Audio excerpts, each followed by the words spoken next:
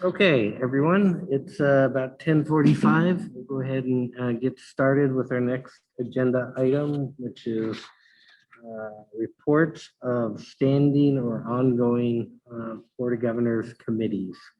And as folks are gathering their seats, we've got various reporters, some of which I think are here and some of which are not yet settled. So we'll kind of feel our way out as we go from item to item. The first report is myself on the executive committee. The executive committee met on March 29th. We had wonderful presentations, continuing presentations from committees from around the Bar Association, which we started last year, and we're continuing to receive committees to educate us on what they do and how the Bar Association can help them. We heard from the Editorial Advisory Committee, and we also heard from the Washington Young Lawyers Committee. Both of them had exciting things to tell us about, and there's a particular issue with the Washington Young Lawyers Committee involving student loans that inevitably we will be talking about further in future meetings. We also had a discussion regarding the Crow v. Oregon State Bar Association, which is a continuing dialogue given what happened in that case and its impact on integrated bars. That discussion will continue into the future. Also a proposal to create a rural practice committee that we will hear about soon. Legislative policy, further refinements when we created that policy last year or refined it. We were dedicated to continuing to work with it, and that will continue as well. And then we heard from the executive director on some various issues pertaining to the bar. With that, the executive committee report, we'll head next into the Apex Award Committee. Governor Knight. No report. Thank you, President Cicchetti. Thank you, Governor Knight. I would say that we have closed off Apex nominations, so that committee will begin its work to review the nominations for the various awards, and we'll have an award ceremony virtually, perhaps later in the fall. The next committee is the legislative committee. So I'll turn to Governor Grabicki. Kyle, I'll pass because I think I'm on the agenda at 2:00 tomorrow afternoon. Okay, we'll defer till 2:00 tomorrow afternoon. Thank you, Governor Grabicki. Next up is the Nominations Review Committee. Do we have Governor Kang or President-elect Tollefson? Is there anyone else who would be reporting from the Nominations Committee? All right, not hearing any, we'll skip that one.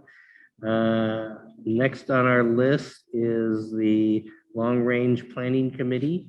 That again is myself. The Long Range Planning Committee, about to be the Long Range Strategic Planning Council, has been undergoing some recommendations, and there'll be tomorrow 3 recommendations from the various subgroups, which we'll explore, and we'll have reports. So that'll be tomorrow. I'm going to circle back to the Personnel Committee. Governor Anjavel, do you have a report from the Personnel Committee? Yes, I do. So, Governor Anjavel, could you unmute? So sorry, I was saying such amazing things here. Governor Ruth Williams and I are engaged in looking at the climate survey. We have not had our first meeting yet, but our task is to form a little work group to look at the results of the climate survey and then report back to personnel. So that is the work that has been going on, is just sort of setting up the shot so that we can get that done. Thank you, Governor Angeville. And as I mentioned earlier, the executive director and I met with the Supreme Court, and that meeting, I think, will inform some of the content of our Personnel Committee. I look forward to working with Personnel Committee prior to our May meeting. Also, Governor Angeville, the Diversity Committee, do you have a report to the Diversity Committee? Yes, I do. Just hang on 1 second while I.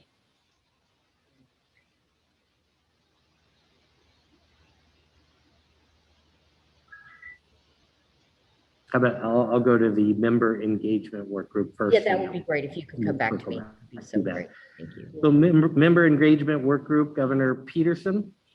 Yes, no, this has been a great group. We had a meeting just a few weeks ago.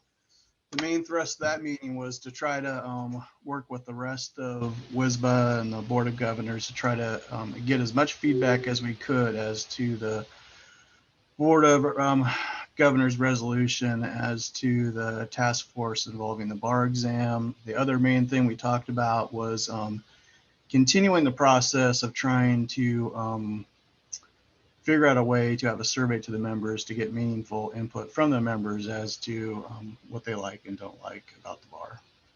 Thank you. Thank you, Governor Peterson. Next on our item bullet list is the Budget and Audit Committee. Executive Director Nevitt, I understand you have a report for Governor and Treasurer Clark. Yes, I'm making this report on behalf of Treasurer Clark. Note that there's a thorough written report starting at page 6 of the late materials. The summary, however, is that through February, WSBA has generated $1,115,000 in revenue over expenses in net gain to the WSBA unrestricted general. However, we have several expenses pending in the second half of FY21, which very well may erode this current high fund balance. Thank you, Executive Director Nevitt and Treasurer Clark. Next on our list is the Equity and Disparity Work Group with Governor Stevens. Yes, Mr. President, the Equity and Disparity Work Group, I think as you heard in my last report, we have 2 subcommittees that are currently meeting and working through a number of issues. One is Equity in the Justice System Subcommittee, and the other one is a GR12 Subcommittee. Our steering committee will be meeting either next week or the week after, and then we'll be coming back as a full work group to see where we are with possible recommendations. That's all for now. Thank you. Except that I also want to thank both the subcommittee chairs, staff, and all of the volunteers who have been participating. Thank you, Governor Stevens. And then the Supreme Court Bar Licensure Task Force, I understand that was Governor Williams-Ruth. I don't believe Governor Williams-Ruth is with us right now due to an emergency. Mr. President? Governor Stevens. I'm sorry, I see Communications Officer Nagowski has her hand raised. Chief Nagowski. Alec, you're always looking out for me. I appreciate it. Just before we moved on this topic, because I know Brett Williams-Ruth isn't here, we haven't had the Judicial Recommendations Committee on this list in more than a year because of our, as we were sorting through, trying to operate under OPMA. Now that we have been lifted for that injunction, I just want to report back in Jean Kang's stead, since she's not here. It's really exciting news that the Judicial Recommendation Committee is cranking up, meaning that we're going to be able to accept applications again, go over them, and make our recommendations to the governor. And so the nomination period has been opened for the first time in, again, about 1.5 years. The deadline is May 10th. We're trying to communicate widely to all of our members to let them know to get their information in. And we will be holding our first meeting in over a year on June 10th, 2021. So please help spread the word that we're back in the business of doing that really important review process for the governor. Thank you, Chief Nagowski. Governor Anjavel on Diversity Committee. Thank you, President Cicchetti. So the Diversity Committee has been fairly active, and one of our many projects is the law student outreach. We are establishing a pipeline for folks from communities who are underrepresented in the legal profession, and we've been connecting with the Washington State Law Schools about how we can support their efforts to increase diversity and how we can collaborate together. We are also working on creating opportunities for law students and young lawyers to join our committee as members. The Diversity Committee has been working with the Bar News editor, Kirsten Abel, and members of the Editorial Advisory Committee. And we are discussing a collaboration where we would create content that advances the principles of diversity, equity, and inclusion. The WSBA Equity and Justice team, with support from the Diversity Committee, organized a legal lunchbox last month on structural racism. Thousands of members attended, and we heard from Chief Justice Gonzalez, UW Professor Alexis Harris, and 2 other lawyers. My co-chair, Andrea Jarman, served as the moderator, and it was, as I stated, a very well-attended event. The committee co-chairs, myself and Andrea Jarman, attended the last MBA Joint Leaders meeting. That was directly after our last BOG meeting. And we had an opportunity to give updates and share some information and reiterate our own goal of supporting the minority bar associations. We will be discussing the APR 11 amendments and hopefully at a later time.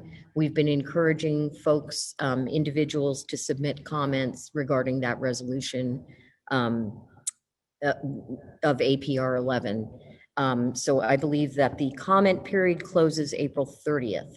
So we are working to have our members and submit their comments individually. And that is it for now. Thank you. Thank you, Governor Anjavel. And I think I covered all of the bullet pointed committees. Did I miss any? Raise your hand if I did. There's another report that we need to have at this particular moment. Not seeing any. I'll open it up to any questions or comments from the Board of Governors. Not seeing any hands. I'm scanning. Mr. President? Governor Stevens. Yeah, I'm not sure where this, and maybe this comes up later on the agenda, but I do see Ms. Singleton, I think, on the path, as well as the executive director. I believe we have changes that have happened in the area of equity and justice at WSBIT. I don't know if you're going to talk about that now or when, Tara. Executive Director Nevitt. Yeah, thank you. I was remiss in not including this in my public-facing executive director's report, although I did share it with the members of the board via email. So thank you for the reminder. I'd like to, well, first I'd like to congratulate and appreciate Diana Singleton for being willing to step into the newly elevated role of Chief Equity and Justice Officer. As some of you know, we've been doing our equity and justice work within our Department of Advancement at the Bar Association for many years.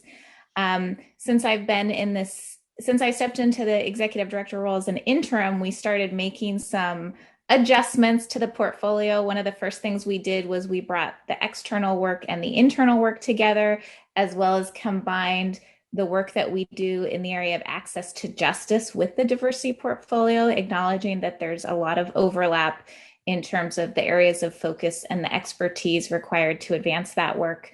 I also had invited Diana to join the executive leadership team, really at the same time that I also invited our Chief IT Officer, John Dawson, to join the team, recognizing that both equity and information technology are two lenses that really run through every decision that we make.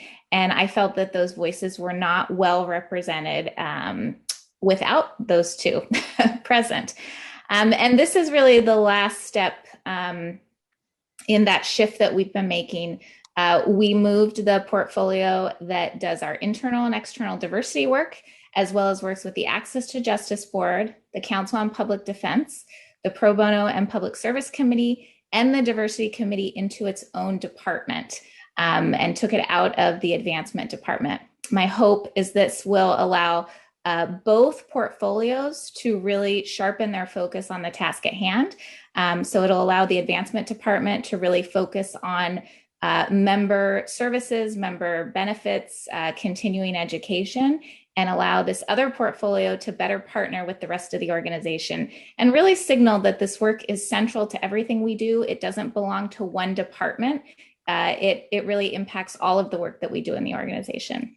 So I will just look and see if Diana wants to say anything here on the spot. I'll just say, yeah, I'm just grateful for the opportunity. And I really hope that you all, the Board of Governors, can see myself, my team, our department as resources. I know that you're working with Christiana Obey-Sumner, as am I, through our own work, but I hope that you can think of me as a resource and a partner. Thank you. One other thing, Mr. President, and I'm going back to Diana for a minute. I think you added some people that we also haven't, most people don't know about. I do because I've gotten a chance to meet them. Sure, yes. So just an update on the Equity and Justice team. We lost a couple folks last year that you all may have worked with in various ways, Paige Hardy and Dana Barnett. So we've been working to fill those positions. So we just filled two of them 3 weeks ago. Barbara Naharai and Dominique Shannon are now the new leads. So they're just nearing the end of their pretty intense onboarding schedule. And they're really, really excited about the work that you all have been doing in the bar. And I'm excited to be able to help them further our efforts. Thank you for that. And I am one of those who have not met our new employees. I look forward to doing that, and also looking forward to meeting folks in person when we're able to do that safely and comfortably. Governor Dresden. Thank you, President Cicchetti. I just have a very brief report. I'm a member of the Nominations Committee, and I just wanted to say that we did not meet this past month because we didn't have any nominations before us. So it's a report of no activity, not a no report. Great, thank you. All right, any questions, comments concerning any of the reports that you've heard? The scan, not seeing any actual or virtual hands, so we will go ahead and close the reports on standing or ongoing BOG committees and move to our next agenda item.